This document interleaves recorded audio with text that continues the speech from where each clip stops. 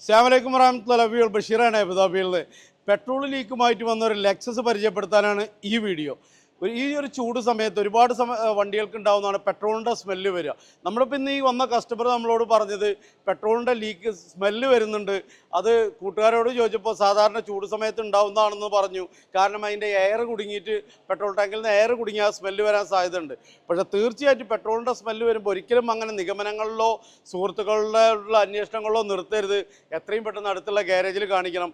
ഈ വണ്ടി ഇന്ന് ഇവിടെ വന്ന് നമ്മൾ ചെക്ക് ചെയ്തപ്പോൾ അത് പെട്രോൾ ചൂട് കാരണം വന്ന സ്മെല്ലല്ല, ഡ്രോപ്പായിട്ട് അവിടെ വന്ന് ഒന്ന് നിഹാലം കൊണ്ടുവന്ന് ഇതിൻ്റെ ഉള്ളിലുള്ള പെട്രോളിൻ്റെ പൈപ്പ് ലീക്കായതായിരുന്നു, അത് പൊട്ടിയതായിരുന്നു അത്. അപ്പോൾ അത് മാറ്റാൻ അതിവിടെ വണ്ടി വരുമ്പോൾ തന്നെ ചെറിയ ഡ്രോപ്പായിട്ട് കണ്ടിട്ടുണ്ടായിരുന്നു. അപ്പോൾ പെട്രോൾ ലീക്കുള്ളതോ അല്ലെങ്കിൽ പെട്രോളിൻ്റെ സ്മെല്ലുള്ളതൊക്കെ ഭയങ്കര ഡേഞ്ചറാണ്. നിങ്ങളുടെ ലൈഫിനെ തന്നെ അത് ചിലപ്പോൾ ഫയർ ആവാൻ സാധ്യതയുണ്ട്. നിങ്ങളുടെ ലൈഫിൻ്റെ സെക്യൂരിറ്റിയും നിങ്ങളുടെ ലൈഫിൻ്റെ ഇമ്പോർട്ടൻ്റ് ഒക്കെ നിങ്ങൾക്ക് തന്നെ അറിയാലോ. അപ്പോൾ തീർച്ചയായിട്ടും പെട്രോളിൻ്റെ സ്മെല്ല് ഏതെങ്കിലും തരത്തിൽ വണ്ടിയിൽ വന്നാൽ ഏറ്റവും അടുത്തുള്ള ഗ്യാരേജിൽ പെട്ടെന്ന് തന്നെ കാണിക്കുക, അതിൻ്റെ സൊല്യൂഷൻ കണ്ടെത്തുക. പെട്രോൾ ലീക്ക് ആയതാവട്ടെ, കംപ്രസർ ആവട്ടെ, കണ്ടൻസർ ആവട്ടെ, whatever you have problem on your car, let's welcome to Perfect Radiator and Cooling System.